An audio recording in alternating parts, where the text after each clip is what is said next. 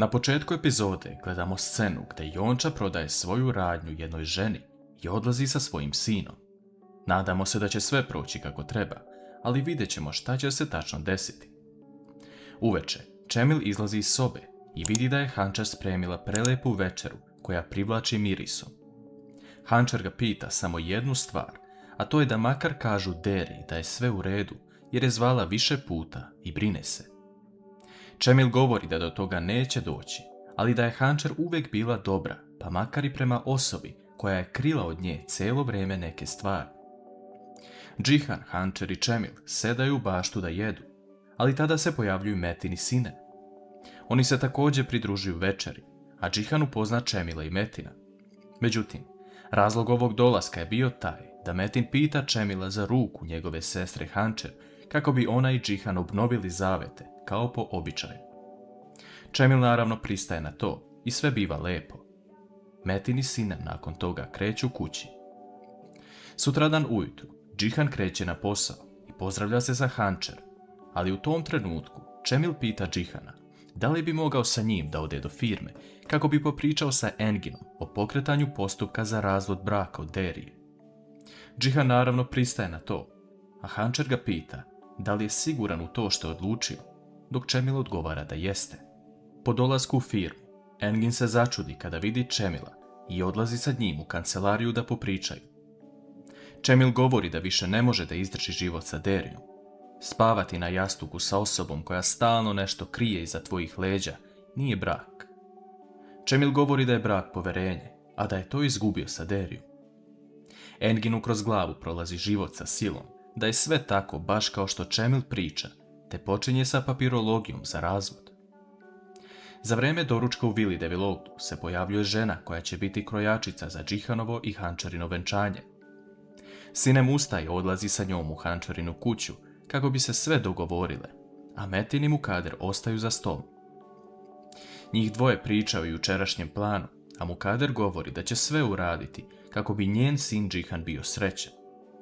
Metin tada povisi ton, govoreći da će Mukader sve uraditi da baš Džihan bude srećan, a Mukader to biva čudno.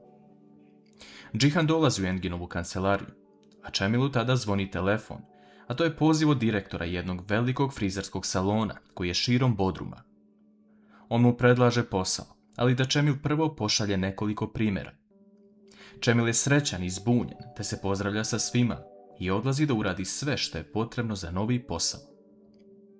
Nakon završenog procesa, Engin odlazi u Džihanovu kancelariju, gdje mu Džihan govori da su počele pripreme za venčanje njega i Hančar. Enginu biva istinski drago što to čuje, a Džihan poželi i njemu isto sa silom. Engin tada govori da je sa silom gotovo, jer je ona kao zatvorena kutija i ne može ništa da otkrije o njoj. Džihan shvata šta Engin želi da kaže, ali govori da će sve saznati kada dođe pravo vrijeme. Sila zove Metina da izađe na kapiju, jer se ona nalazi ispred vile kako bi popričali. Metin izlazi na kapiju, a Sinem vidi Metina da priča sa nekim, samo što ne zna ko je sa druge strane. Ona silazi u Hančarinu baštu kako bi čula šta se dešava i čuje isti glas devojke sa kojom je Metin pričao u kući u kojoj su bili. Sila govori Metinu da ne želi više da učestvuje njegovim igrama, jer on ništa ne poduzima. Metin joj govori da će uraditi sve i da ne sme da hoda tek ovako pored vile, jer ako je vide, tek će imati problema. Beren dolazi u Silinu kuću kako bi popričali o njihovom procesu. Sila želi da uđe na velika vrata vile Devilogu, kao dokazani naslednik ovog mesta preko Turguta, njenog, Džihanovog i Metinovog oca. Beren govori da je to jako težak proces, ali Sila je spremna na sve. Metin kasnije odlazi u kliniku gdje je Mukader smestila Nusreta i Bejzu. Metin prilazi polako i sigurno ka Nusretu, govoreći da Džihan nije sa njim i da je došao kako bi pitao da li im nešto treba. Nusret se brine da ih Džihan ne pronađe, a Metin mu govori da Džihan ima svojih većih obaveza, a to je venčanje sa Hančar.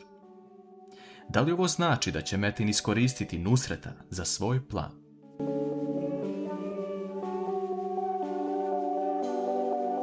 Nusret govori Metinu da nikako ne prenosi Bejzi da se Džihan i Hančar venčaju, jer će to za nju biti veliki šok, jer je još uvijek zaljubljena u Džihana. Nusret također navodi kako su im oduzeli telefone, te zamoli Metina da dobiju pristup tome i da Bejzi nabavi jedne patike, pošto je povredila nogu. Metin izlazi iz Nusretove sobe i odmah odlazi u Bejzinu. Naravno, kao što smo očekivali, Metin je jedva čekao da kaže Bejzi da će se Džihan i Hančer uskoro venčati, a ona poludi nakon što to čuje.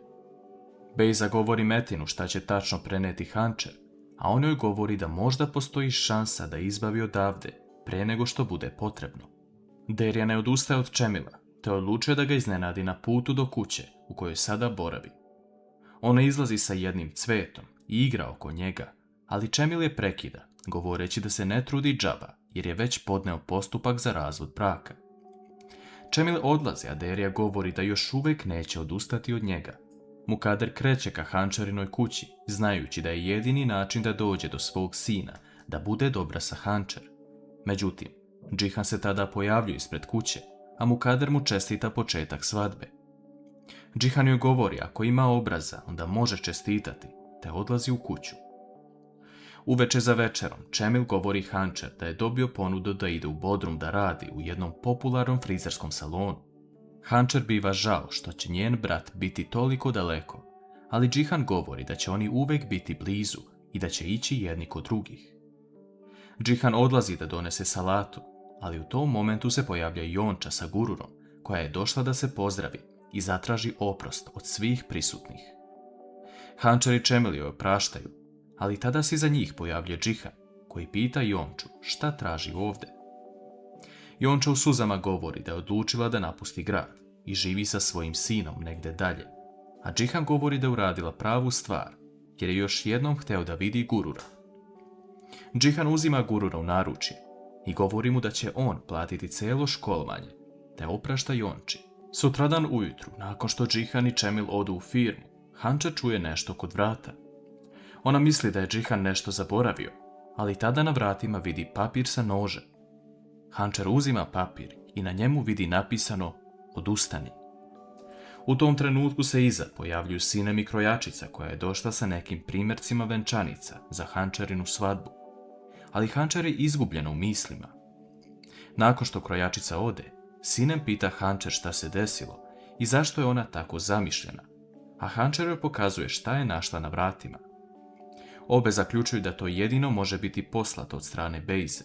Sinem govori kako je Bejza već došla do vrata Hančerine kuće, iako ih policija traži. Niko ne zna da je Metin upleten u ovo. U međuvremenu, Nusret bez odobrenja uzima telefon od jednog zaposlenog u klinici i zove Mukader, govoreći da joj je bolje da nešto ne skriva od njih. Mukader pita Nusreta kako je došao do telefona, ali tada mu radnik uzima telefon, a Mukader shvati šta se desilo.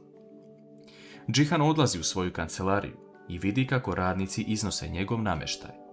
On tu sretne Metina i pita šta se dešava, a Metin mu govori da je samo počeo da menja interijer svoje kancelarije. Džihan mu govori da je u redu to što radi, a tada Metin izlazi na trenutak napolje. On dobija poziv od Mukadra da popriča sa Nusretom, jer je taj čovjek na korak da uništi život njenom Džihanu.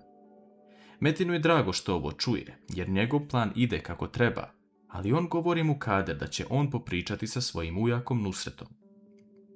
Džihan u kancelariji uzima sliku njega i Metina i razmišlja da li je ovo zapravo dobar potez.